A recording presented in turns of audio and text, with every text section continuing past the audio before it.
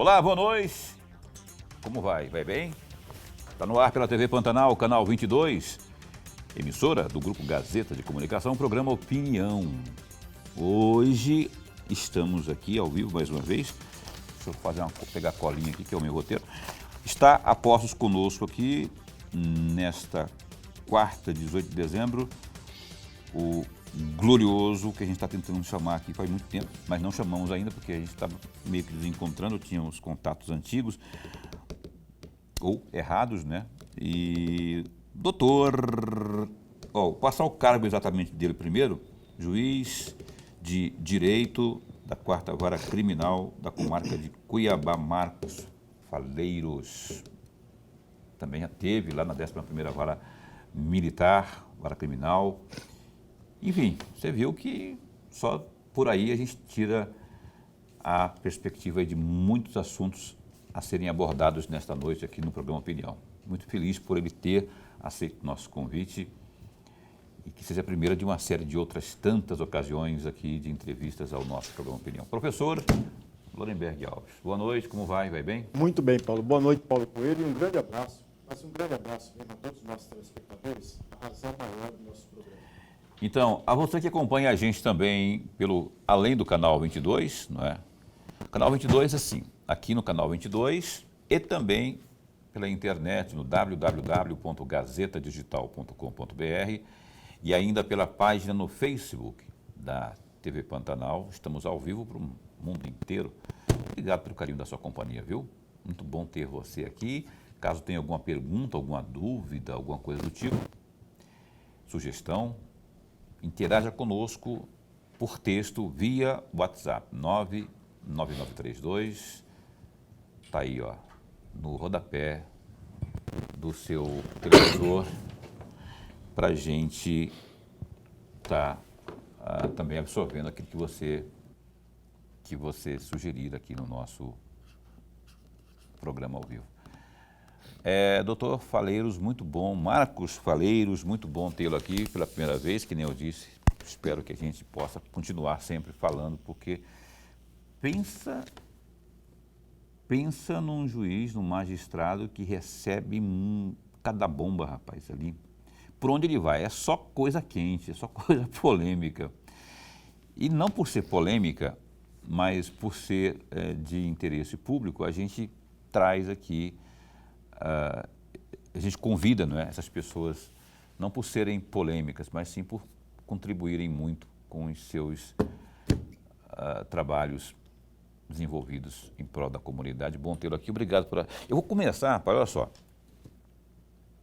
por falar em polêmica, tem um assunto, Lorenberg sabe que aqui a gente, sempre quando vem algum magistrado, a gente, especialmente ligado à área criminal, o Dr. Perry veio aqui um dia também, eu falei esse assunto com ele, não concordou muito comigo não, mas é bom que o nome do programa é Opinião, né? A questão da audiência de custódia. Esse é um assunto que muitos, alguns especialmente ligados ao direito, né, os operadores de direito, são a favor, outros mais do povo, mais comuns, né, as pessoas são contra. Eu, por acaso, sou contra a audiência de custódia por conta disso, né? Eu acho que não temos muito que dar direitos a quem praticou atrocidades lá, que está preso, enfim. Eu entendo todos os argumentos contrários e absorvo muitos deles, inclusive. Sou ciente do lado humano, né? E o doutor Perry, doutor Faleiros, eu sei que eu já li muita coisa que defende muito. Mas eu queria abrir o debate, não quero nem polemizar, eu queria só que o senhor argumentasse aqui sobre a audiência de custódia. Se o senhor é contra, se o senhor é a favor e por quê? Boa noite, bom tê-lo aqui. Bem-vindo. Boa noite, Paulo. Boa noite, professor Lorenberg. Inicialmente é uma honra, uma satisfação muito grande estar aqui nesta emissora, que realmente estou devendo uma visita, e nós que atuamos no criminal quase sempre estamos nas páginas, né, dos Sendo jornais, procurados né? pela imprensa, né? É, porque realmente o crime é o que mais chama a atenção da sociedade e da imprensa e, sobretudo, a pauta de segurança pública, que é uma pauta, vamos dizer assim, que está não só no mundo jurídico, como também na política e nas mesas de bares, né? Hoje todos conversam sobre isso porque afeta diretamente, óbvio, né, a todos nós. Mas a audiência de custódia é um instituto de constitucional, de direito processual, que ele vem previsto em tratados internacionais subscritos pelo Brasil, dentre os quais o Pacto San José da Costa Rica e o Pacto Internacional de Direitos Civis e Políticos. Ambos o Brasil é signatário. E esses pactos, eles determinam que toda pessoa presa, ela tem que ser imediatamente conduzida a um magistrado. E isso aí é uma prática que acontece nos Estados Unidos desde 91, enfim, na Europa, em todos os países da Europa, no México, etc. Os países ocidentais em que nós temos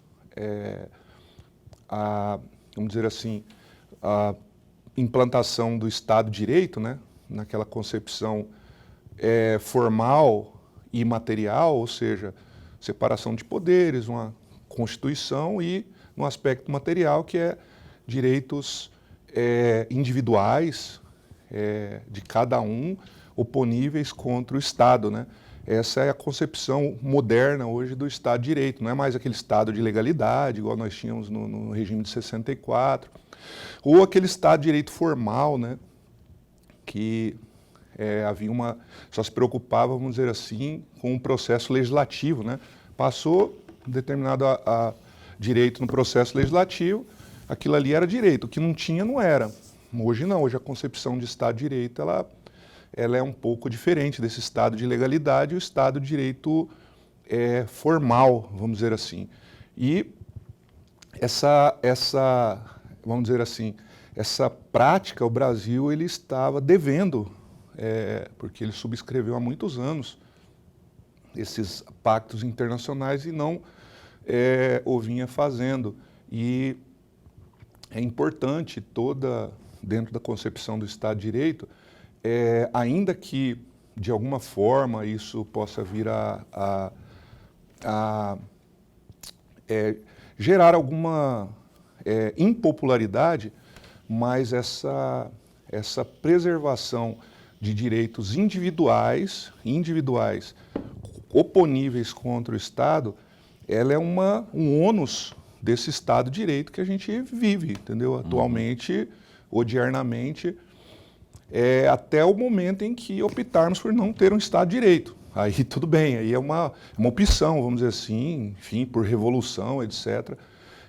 Mas na medida em que existe o Estado de Direito e na medida em que um dos aspectos da concepção material do Estado de Direito, que é o principal, conforme Novaes, principais doutrinadores europeus hoje, é justamente essa concepção da proteção dos direitos individuais oponíveis contra o Estado que comanda a todos. É mais ou menos assim que funciona. Não é muito popular, é um ônus, né? Acaba sendo um ônus, né? É um ônus. A partir do momento que nós assinamos, vamos dizer assim, implicitamente o contrato social, né? De Rousseau, sei lá. Enfim, a partir do momento que a gente entra nessa sociedade, vamos adotar essa concepção de Estado de Direito, há o ônus, os prós, as coisas boas e as coisas ruins. Então, até eu não estou dizendo que na China ou na Coreia do Norte, não seja, às vezes é melhor, não sei, eu nunca fui lá. Às vezes é melhor que aqui, mas não é a forma que nós vivemos, né? Até aí eu entendi, já chamo o Lorenberg para conversa, até eu entendi a letra fria da lei, do ponto de vista constitucional e humano, entendi. É lindo, maravilhoso. Contudo, eu gostaria, aí já é uma opinião, eu não posso nem pedir opinião pessoal, que não tem como desvencilhar a opinião do pessoal do magistrado. Mas assim, O que fica acumulando é que, ao passo que o senhor, que é garantista, você considera um garantista, não? O chamado juiz garantista, que é aquele... Na verdade, essa concepção de garantista, não garantista, eu penso que é uma forma de, vamos dizer assim, de rótulo, porque, na verdade, a gente cumpre a Constituição e os tratados internacionais.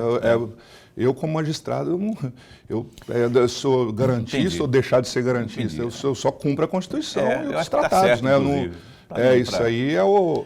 Aí se for essa concepção de juiz garantista, eu sou. Entendeu? Porque o descumprimento da Constituição e dos tratados, a partir do momento que isso não é garantismo, eu também não sou. Então eu acompanho sempre essa linha, entendeu? Objetivamente perguntando, então, o senhor não acha que, em função dos exemplos que temos tido devido à execução do que manda a audiência de custódia, do que nós temos de exemplos aí, não tem surtido o efeito... Perguntando, provocando mesmo. Nuremberg fala sempre disso, de provocar, né? Não tem surtido pouco efeito? Por exemplo, é uma coisa muito passapanista, para usar um termo da novidade aí, um neologismo. Não é passar pano, porque o resultado dessa audiência de custódia, na opinião, está sendo satisfatório ou tinha que dar alguma mudada ali para a gente ter mais justiça na acepção da palavra?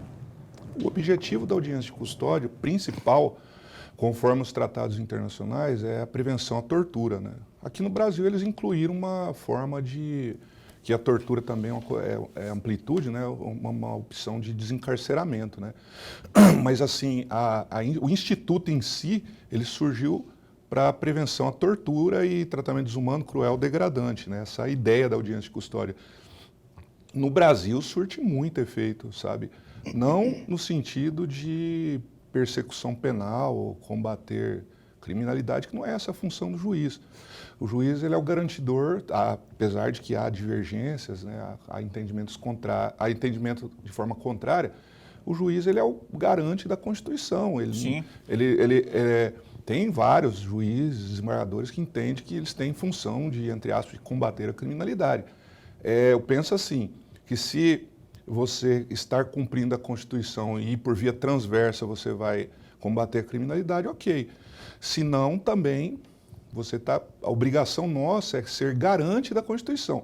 Para a persecução penal já existe a polícia, o promotor, existe toda uma série de órgãos persecutórios, né? E o juiz, ele é o fiscal da Constituição, ele vai estar lá sob esse enfoque. E a audiência de custódia, nessa concepção, ela surte efeitos altamente produtivos, entendeu? E ainda, veja você, hoje, às vezes as pessoas reclamam, soltou porque ele ia ser solto, né? Porque não faz sentido ficar 10 dias preso para depois o juiz solta logo na audiência de custódia, porque esse cidadão vai lá para a cadeia e vai piorar, ter uma, vamos dizer assim, um estigma, né? Vai estar lá, enfim, vocês sabem como é que funciona a cadeia, né? E veja você, um passado recente, né? Na década de 70, inclusive tem até um filme aí, Ainda Estou Aqui, né? Eu tive fazendo uma pesquisa, eu faço doutorado na UERJ, eu tive fazendo uma pesquisa nos arquivos, chama Memórias Reveladas, do regime militar, em que são vários arquivos do SNI e também do Arquivo Nacional, que tem a hemeroteca digital. É impressionante. As pessoas eram sacadas de suas casas, sem mandado, e depois não sabia onde ela estava presa. Aí, posteriormente, o advogado entrava com habeas corpus, não podia, porque o AI-5 proibiu o habeas corpus, né? E aí tentava procurar a pessoa e vinha uma notícia do regime que a pessoa fugiu, ela não foi presa, ou seja, e aí a pessoa desaparecia, a imprensa não podia falar. Então, é assim, uma situação... Tempos sombrios aqui. Que é uma situação que, se você deixar de proteger a nossa democracia, porque todo regime opressor, ele começa com um bom motivo, né? Entendeu? Então, a partir do momento que você começa a voltar essas ideias de teoria da defesa social, que é da criminologia tradicional, positiva, ela começa com um bom motivo e no decorrer as coisas, a história mostra que nenhum lugar logra êxito, entendeu? Sempre descamba para uma situação bem complicada. Então, assim, nada que qualquer preço que se pague, na nossa opinião, que você é o pronome do programa, né, para dar opinião, nenhum preço pague o que nós temos desde a Constituição de 1988. Porque desde Getúlio Vargas, aquela invenção do Plano Cohen lá, que o Brasil ia ser invadido por comunista, né, que posteriormente descobriu-se que era uma farsa, né, o próprio general que inventou, ele criou um nome fictício, quem quiser pode olhar aí na internet, é muito interessante essa história do plano, foi a maior falsificação que existiu na história, né, que o Brasil ia ser invadido. Então toda essa situação, cria-se um inimigo, entendeu, para depois fazer o que você quer fazer. Entendeu? E hoje, obviamente, que esse Brasil tomado por facção criminosa não é culpa da lei. Isso é a culpa da política criminal antidrogas, especificamente. Entendeu? Especificamente. Hoje, o problema da expansão das facções, você pode gastar, igual os Estados Unidos gastou $1 trilhão lá, desde do Nixon, Reagan até hoje, praticamente não alterou nada lá de droga, questão de droga, entendeu? Esse é um ponto continua que eu vou... igual, entendeu? Continua igual. Explorar esse ponto já da questão eu quero muito explorar bastante, no bom sentido, essa questão da presença aqui do Dr. Faleiros, porque eu vou abordar já essa questão das facções e tudo mais. Eu quero chamar o Lorenberg para a conversa aqui. Qual que é o nome do filme que o senhor falou aí, que eu tenho que anotar? Um filme novo, daqui é de um livro daquele Marcelo Rubem Paiva, né? Chama, que vai concorrer ao Oscar, chama Ainda Estou Aqui. É um filme nacional. Tá? Ainda Estou Aqui, vou procurar assistir. Está no cinema, é muito interessante porque ele relata, assim, o desaparecimento do pai dele, né? Na época, em 1971, se não me engano. E isso bate, como eu disse, eu faço pesquisas pelo doutorado da UERJ, nesses documentos, arquivos históricos. Esse caso específico tem 1 milhão lá. Se procurar 1 milhão, assim, é um eufemismo, né? Mas tem inúmeros casos desse igual lá. Igualzinho. Eu vou assistir, eu vou procurar assistir isso aí. Até pior. Aliás, eu adoro o Marcelo Paiva, Rubens Paiva, eu li, né? Acho que quem que não leu ainda, o Adeus Ano Velho, Feliz Ano Velho. Feliz Ano Velho. É muito bom esse livro. Né? Um dos melhores livros. Você ri, você se emociona, muito bom. Procure ler também. Feliz Ano Velho, do Marcelo Rubens Paiva, que hoje é cadeirante, inclusive, não é? Em função, muito gira em torno dessa situação aí, ele descrevendo, dentre outras questões, outras situações, o pulo que ele deu de ponta na... foi um pulo, né? Não foi assim? Não, ele deu um pulo numa piscina que estava vazia. Eu achei que era acidente de carro. Não, pulou e quebrou a vértebra, aí... Professor... Juiz, antes de mais nada, registrar nossa alegria, mas a alegria mesmo de tê-lo aqui. Todos nós ganhamos muito com a presença do senhor. Juiz, o senhor falou, um minuto anterior, falou de facções criminosas. Agora nós estamos vendo o governo do estado de Mato Grosso preocupado com as invasões das facções criminosas. Só que em novembro de 2017... por conta de uma denúncia do Ministério Público, chegou às mãos do senhor essa denúncia que supostamente 53 pessoas estariam envolvidas com o Comando Vermelho em Mato Grosso. Chegou-se, na denúncia também, registrou-se que os crimes realizados eram comandadas ou tiveram ordens de dentro da penitenciária central. E aí vem 2 perguntas que eu farei ao senhor, muito mais um pedido de reflexão e abusando, entre aspas, da memória do senhor, se o senhor recorda desse momento. A primeira questão, juiz, veja, se nós tínhamos casos de invasões por parte das facções criminosas já há algum tempo, nós não estamos um pouco tarde, e aí eu estou provocando a reflexão do senhor, não é um pouco tarde para uma ação só em 2024? Essa é a primeira questão. A segunda questão, o que o senhor pode falar a respeito dessas 53 pessoas supostamente envolvidas com a facção criminosa?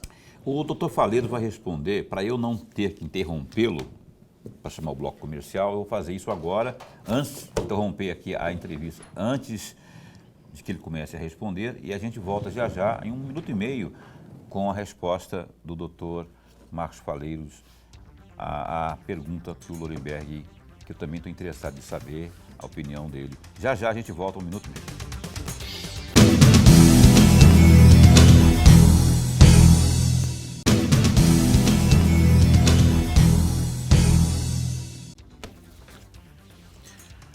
Ok, cá estamos de volta com o programa Opinião na sua TV Pantanal, canal 22. Muito obrigado pelo carinho da sua companhia, onde quer que você se encontre, não é? Estamos hoje aqui recebendo Marcos Faleiros, juiz de direito e dos bons, hein? Tem muita coisa que é ou foi, né, da alçada dele, que a gente vai estar discutindo aqui ao longo do restante do programa aqui. Tem algumas coisas polêmicas aí. O Lorenberg deixou já uma aqui no bloco anterior, ele já lhe responde, só que antes, convido você a dar um pulinho ali no Gazeta Digital, rapaz, www.gazetadigital.com.br. Ó, por exemplo, uma posição que vem lá do governo, a decisão da Secretaria de Estado de Fazenda, a Cefaz, em não antecipar a última parcela do repasse do imposto sobre circulação de mercadorias, prestação de serviços ICMS aos 142 municípios de Mato Grosso poderá afetar a folha salarial das cidades que pagam os servidores no último dia do mês. A informação consta no ofício encaminhado pela Associação Mato Grossense dos Municípios, AMM, aos prefeitos sobre o adiantamento e repasse para o dia 2 de janeiro de 2025. Cidades como Cuiabá, Várzea Grande, por exemplo, que costumam pagar os salários dos funcionários no último dia do mês, temem ter que adiar o pagamento para o dia 2 de janeiro. Os prefeitos Emanuel Pinheiro, do MDB, e Calil Baracate, do MDB também, demonstraram preocupação e ambos solicitaram que suas equipes econômicas estudem uma maneira para tentar manter o pagamento salarial no dia 30 ou 31 de dezembro. Abre aspas. Isso preocupa porque é um recurso importante e que pertence aos municípios. A folha salarial de Cuiabá é de 63 milhões de reais. Esse repasse ajuda no pagamento da folha salarial. O prefeito de Várzea Grande, o Calil, me ligou e também demonstrou preocupação, fecha aspas, disse Emanuel Pinheiro, sobre esse assunto, que você pode conferir mais detalhes, sobre o qual você pode conferir mais detalhes no www.gazetadigital.com.br. Retomando aqui a entrevista com o doutor Faleiros, o glorioso professor Lorenberg deixou uma pergunta aí no bloco anterior, não precisa repetir, não, o senhor lembra, né? Sim, sim. Talvez, não sei se o senhor lembra da ocasião, 2017, eu não sei se o senhor estava, porque em 2017, o doutor Faleiros esteve também na 11ª, né, militar. Enfim, senhor, por favor, pode responder. Eu tive passando na vara do crime organizado em substituição à doutora Selma e tivemos contato com esses delitos de organização criminosa, em especial dessas facções que existem aí. O problema das facções, ele não é novo no Brasil e vem progredindo diuturnamente, caminhando, obviamente, de acordo com o aumento do uso de entorpecentes e a venda, é uma economia praticamente que tem ali. Mas especificamente uma delas surgiu no Rio de Janeiro, que chamava Falange Vermelha, na época do regime militar, quando isso, segundo material biográfico, material de literatura científica que eu li, surgiu quando misturou-se presos comuns com aqueles presos políticos, que eram aqueles que tinham ideologia de esquerda, considerados subversivos, e aí acabam que eles iam, alguns para a cadeia, outros desaparecidos, enfim. E esses presos, eles tinham uma certa organização, uma ideologia, né? Eles tinham ali uma hierarquia. E os presos comuns eram o ladrão, um assassino, eles já eram mais desorganizados, né? Aí fundiu ali, porque a ideia de retomada do poder necessitava a esquerda também de financiamento, assalto a banco, etc. Eles usaram e eles também usaram para criar ali uma ideologia, né, vamos dizer assim. E nisso, uma dessas primeiras facções foi essa. A segunda, que hoje é a maior, ela surgiu do massacre do Carandiru, especificamente.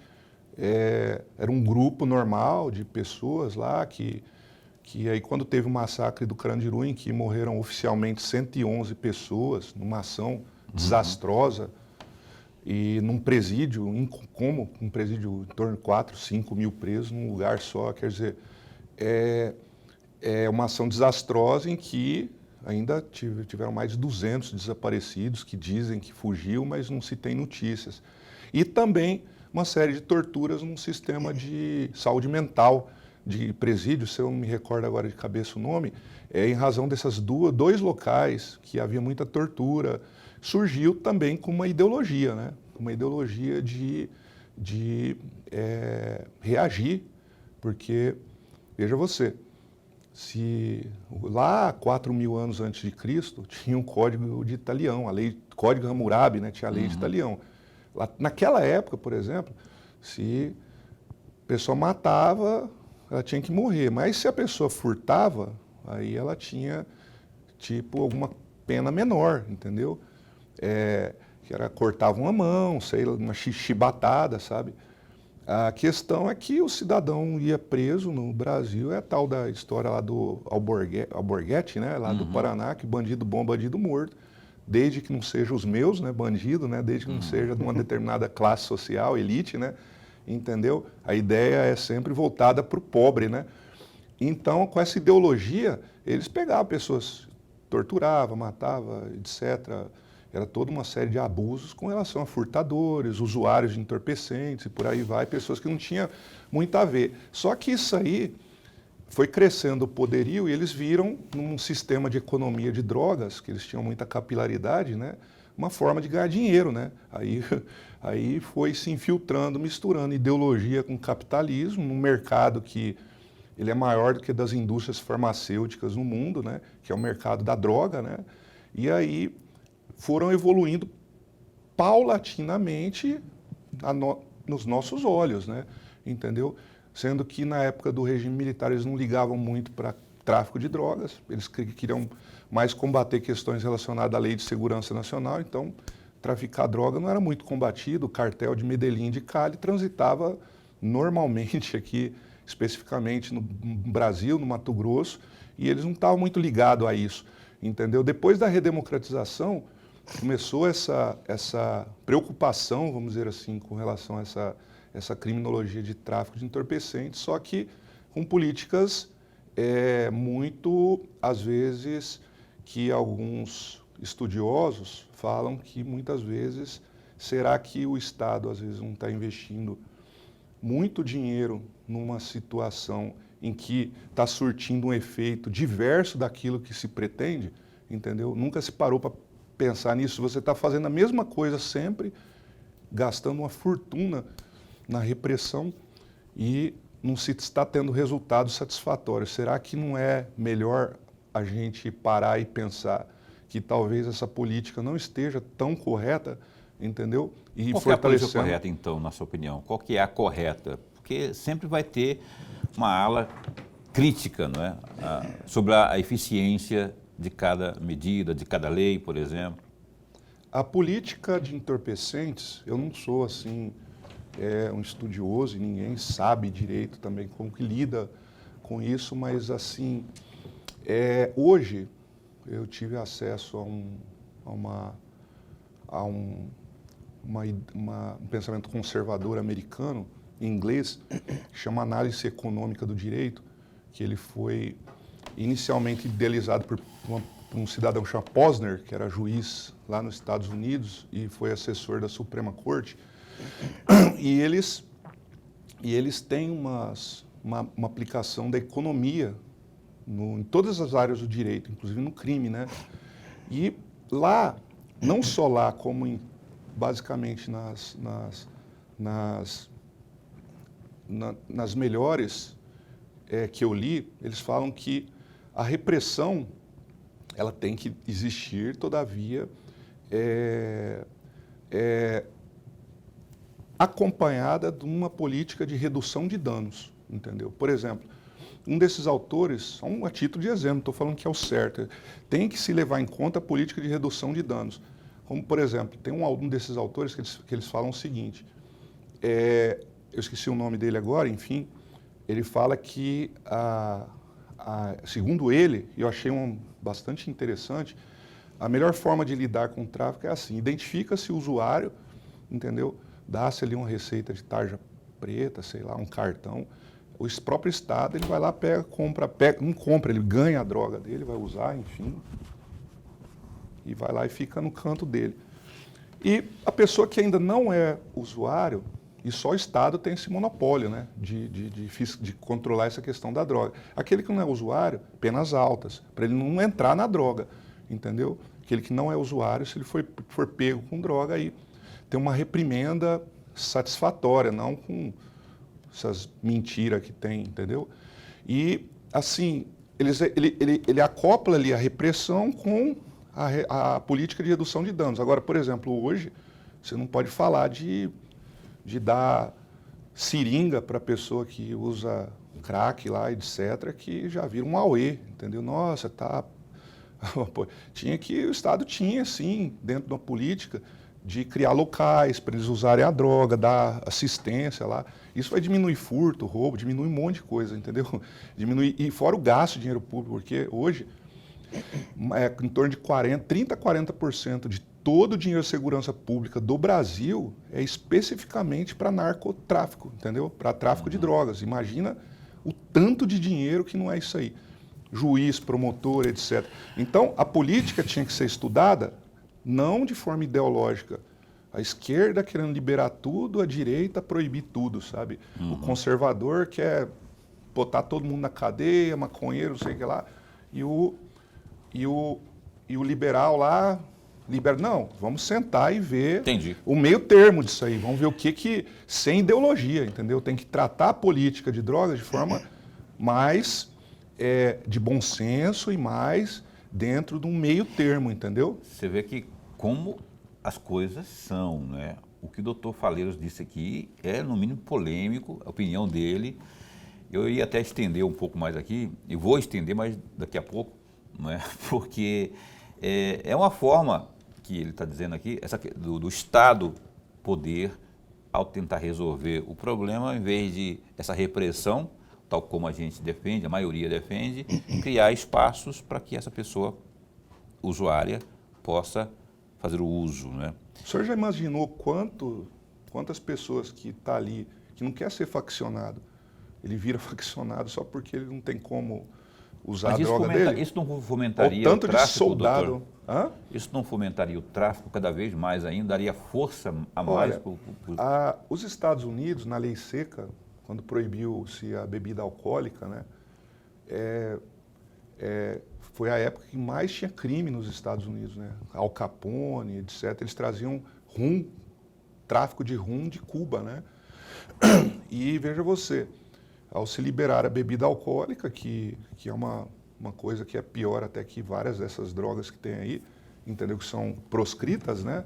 Ao liberar o rum, houve uma diminuição gigante da criminalidade organizada nos Estados Unidos, entendeu? Entendi. Então, assim, e hoje eles estão tentando achar um meio termo, porque lá vários estados estão em processo de liberação de entorpecentes, no Canadá e tal, só que aí vira aquela zumbilândia lá. Então tem que se chegar a um meio termo, até porque se de alguma forma você joga isso para iniciativa privada, é igual cassino ilegal em Las Vegas. Não tem jogo ilegal lá em Las Vegas, porque o jogo é liberado. Então os próprios donos de empresa de jogo que é liberado, eles ajudam a combater o ilegal. Você acha que você tem uma empresa aqui que vende bebida alcoólica, a Ambev vai aceitar um cara falsificando cerveja ali ou fazendo cerveja ilegal ali? Então o próprio Estado, aí entra a Cefaz, a Receita, quer dizer, amplia o rol de fiscalização. À medida que tudo, 100% é proscrito, vai cair tudo na segurança pública, entendeu? Ok. Aí, portanto, esse assunto interessante, a gente abordar esse assunto e ouvir todas as formas, né, de opiniões, já que o programa se chama Opinião, né? Lorenberg, eu quero incluí-lo no bate-papo aqui, mas eu sei que você vai vir com coisa polêmica e vou ter que interromper o glorioso Marcos Faleiros. Daqui a pouquinho você pergunta, então. Antes, doutor, eu quero... Ah, rapaz, olha só. Escuta isso. Antes do intervalo comercial. Ele é show. Ele quem? Estive com o professor da UERJ, Universidade do Estado do Rio de Janeiro, semana passada, que fez um elogio enorme ao Dr. Marcos Faleiros. O professor é o professor Humberto Dalla. Humberto Dalla.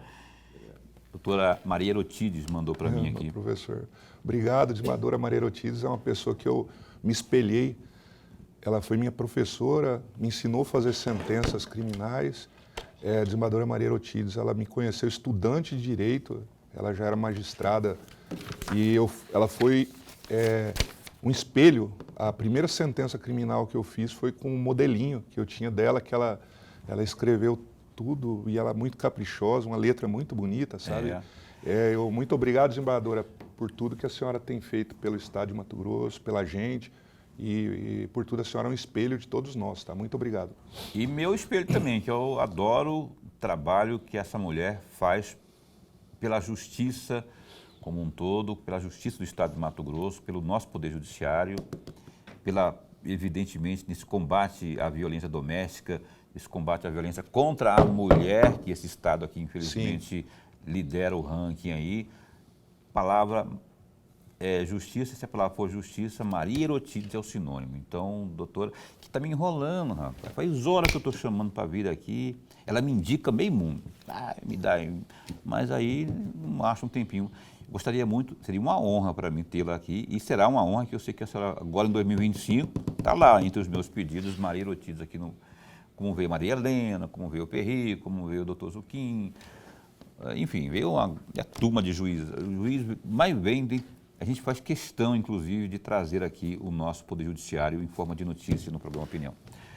Um abraço, um beijo, obrigado pelo carinho da senhora, viu? De sempre, para comigo em especial, doutora Maria Erotides, desembargadora de primeira do Tribunal de Justiça de Mato Grosso. Intervalo comercial, Lorenberg abre o bloco perguntando ao nosso entrevistado, doutor Marcos Faleiros, um instante só.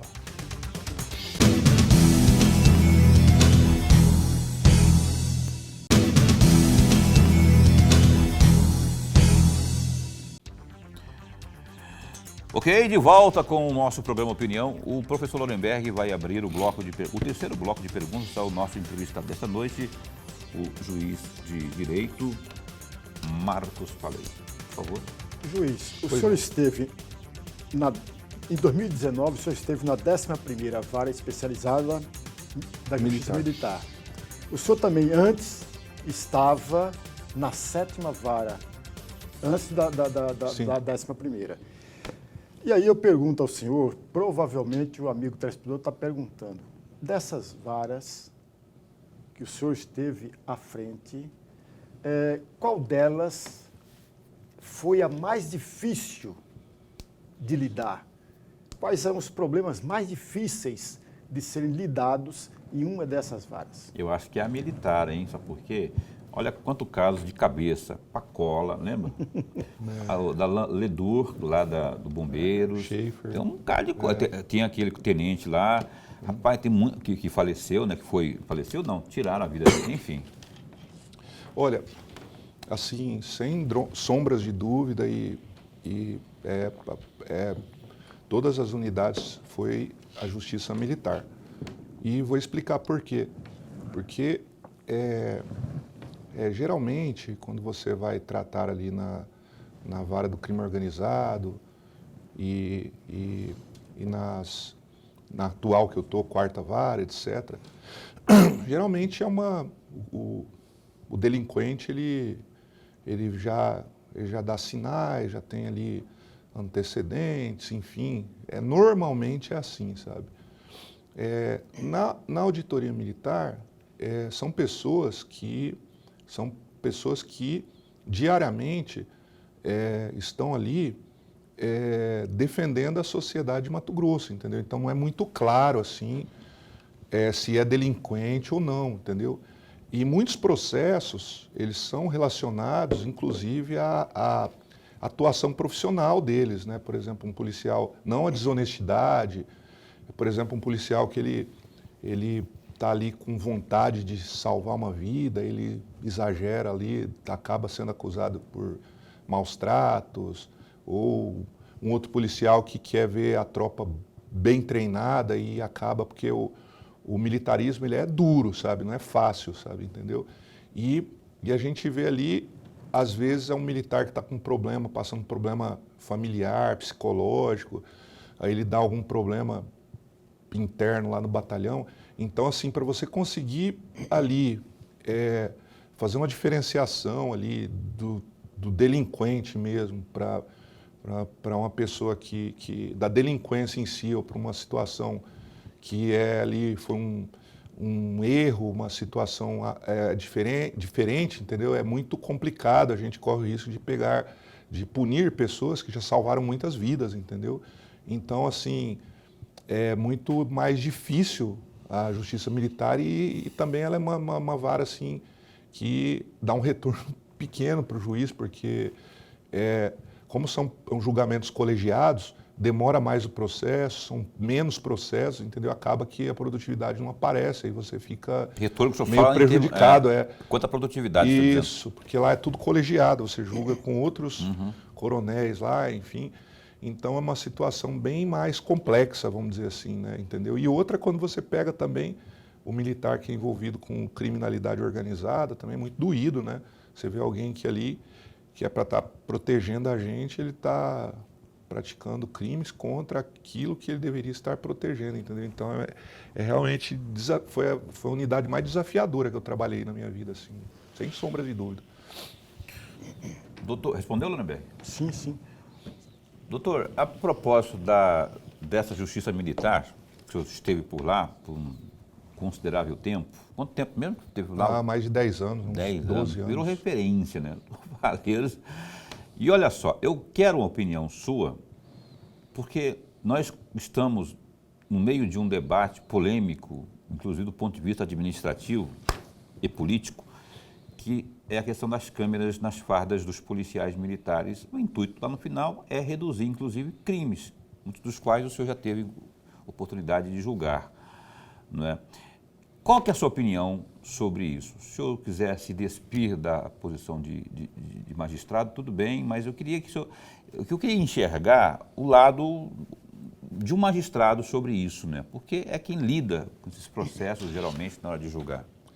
Olha, a câmera em farda, ela vamos dizer assim, é um instrumento dentro de um procedimento de proteção de direitos fundamentais. Mas vamos lá, ela é um pedaço ali. O Brasil, ele tem, primeiramente, que cumprir as decisões da Corte Interamericana de Direitos Humanos, por exemplo, de tirar, porque a tortura e maus tratos, ela não é, vamos dizer assim, doutrinariamente, materialmente, um crime militar, entendeu? Só que isso aí foi convertido no Brasil como crime militar. E a Corte Interamericana de Direitos Humanos, em 100% de suas decisões a respeito do tema, fala que esse tipo de crime que as câmeras querem proteger, enfim, não é de competência das auditorias e nem das corregedorias da Polícia Militar. Então vamos lá, esse é o primeiro ponto que ninguém toca nesse assunto, entendeu? Que é a reformulação da lei para que tire esses crimes e passe a ser investigado como qualquer outra pessoa numa polícia civil. Esse é o primeiro ponto. O segundo ponto, existem instrumentos já bem fortes de prevenção de tortura, maus tratos, que é a audiência de custódia, que hoje todo mundo é contra, estão desestruturando, tentando fazer a audiência online, entendeu? E aí quer-se gastar uma fortuna com câmeras de fardo policiais e o pessoal fica contra a audiência de custódia. Eu não consigo entender uma pessoa, por exemplo, que é favorável à câmera em farda e fica criticando a audiência de custódia, entendeu? Porque a audiência de custódia é o primeiro passo antes da câmera. Então, depois que você tira essa competência e você estrutura melhor as audiências de custódia com o legista, aí a tecnologia ela é bem-vinda. Por hora, não. Por quê? Veja você, a investigação fica interna lá dos militares, entendeu? Daqui a uns tempos essa câmera aí vai ser usada contra, né? Entendeu? É ali interno que se investiga isso. E aí vai chegar na audiência de custódia, muitas vezes o preso vai chegar moído lá, e aí o cidadão vai pegar a câmera da farda e falar, não, aconteceu tudo regular, entendeu?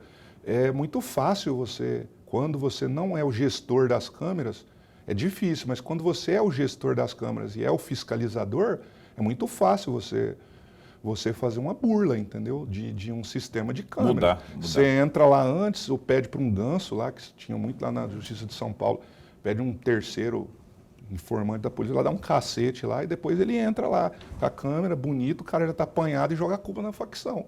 Entendeu? Isso é o comum. Olha só como entendeu? é que é joga fácil. a culpa na facção que bateu nele, a culpa bateu nele.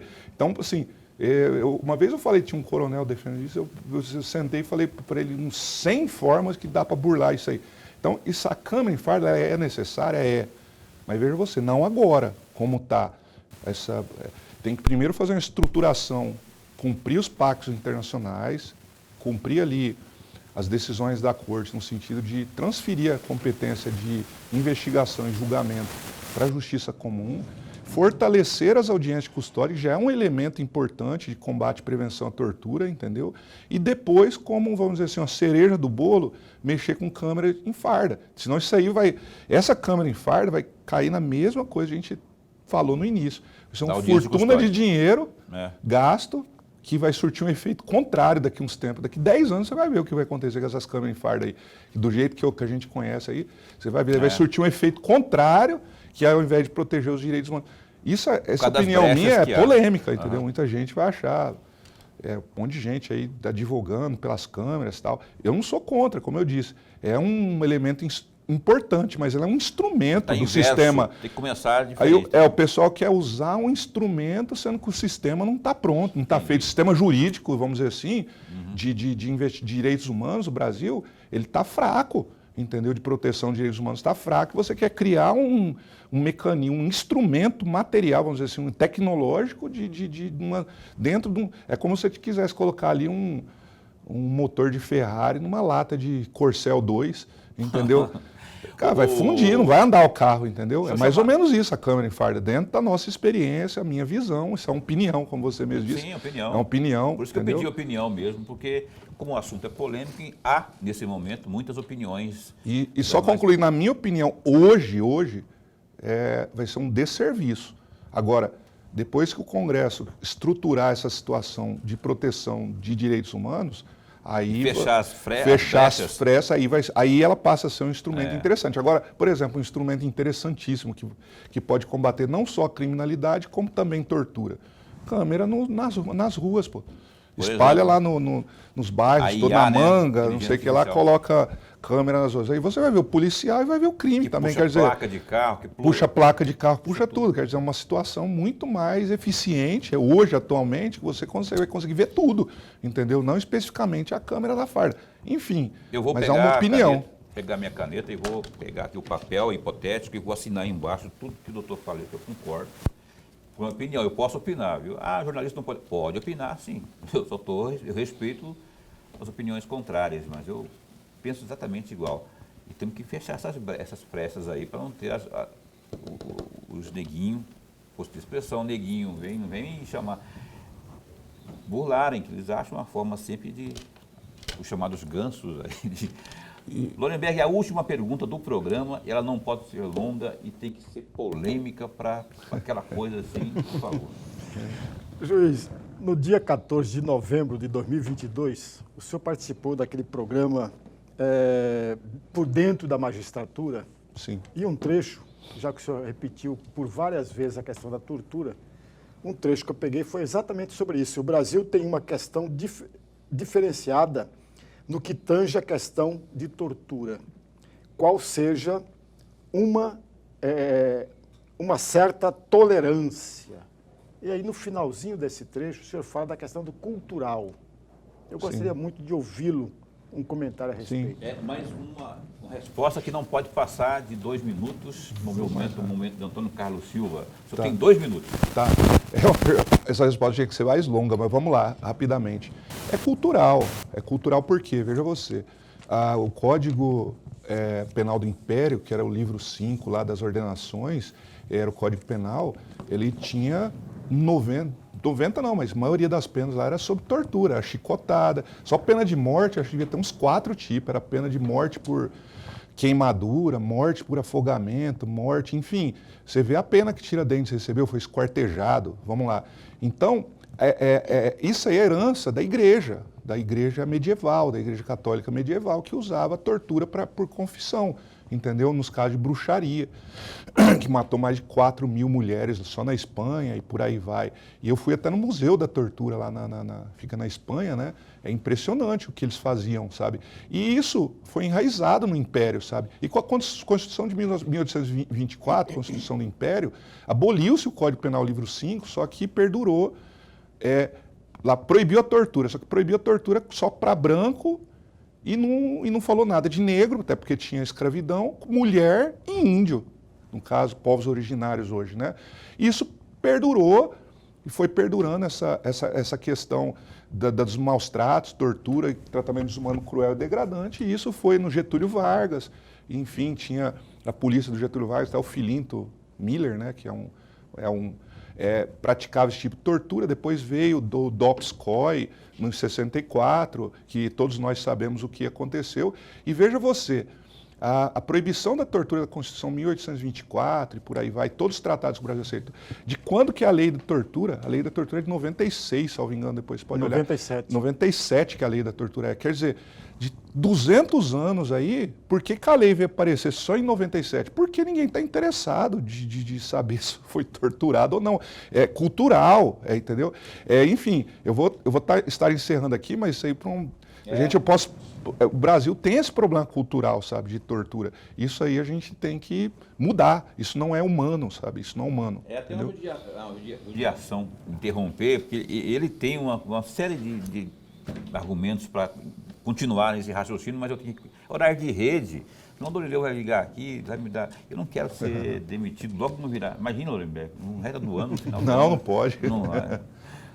Mas obrigado, de verdade. Eu não falei do jogo do Tigrinho, que está dando uma dor de cabeça. Tem um caso recente aí. Comigo, que morreu, né? Que morreu agora. Queria explanar mais. No mês de janeiro eu quero convidá-lo para vir aqui, se não tiver recesso aí, o senhor vai estar de férias? Vou estar de plantão. Vou ligar para o senhor, se a gente der certo, a gente combina agora em janeiro para ele voltar aqui, para a gente continuar abordando o Lorenberg com um cara de pidão ali, com um menino pidão, querendo mais. A gente não tem mais tempo, senão para agradecer aqui e desejar ao senhor Feliz Natal, Feliz Novo Ano, que tudo seja bom e saudável na sua vida profissional, né, que o senhor continua sendo esse exemplo aí, que eu sou muito fã do seu trabalho também, e na vida pessoal, familiar também. Tudo de bom para o senhor. Obrigado, eu que agradeço. Tá? Muita satisfação estar aqui com o senhor. Valeu. Obrigado, doutor Marcos Faleiros. Ele que esteve na 11ª militar e agora está na 4ª militar também, criminal militar. E o criminal de Cuiabá, da comarca de Cuiabá.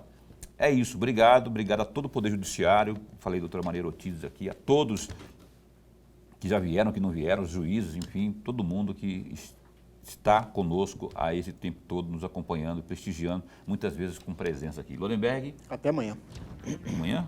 Amanhã é quinta. Amanhã é quinta. Amanhã a gente está de volta. A professora Vanice vai estar aqui, rapaz. A Vanice Cunha Canuto, professora do Instituto de Computação da UFMT, Universidade Federal de Mato Grosso. Tem prêmio, eles ganharam prêmio. Tem uma moça autista, inclusive. Tem uns trabalhos desenvolvidos lindos de viver, já vieram aqui. O Alexandre, que é o marido dela também. A professora Vanice vai estar conosco aqui amanhã, mostrando, inclusive, esse trabalho lá do Instituto de Computação da UFMT. Até lá, se cuida, fica bem, fica com Deus também.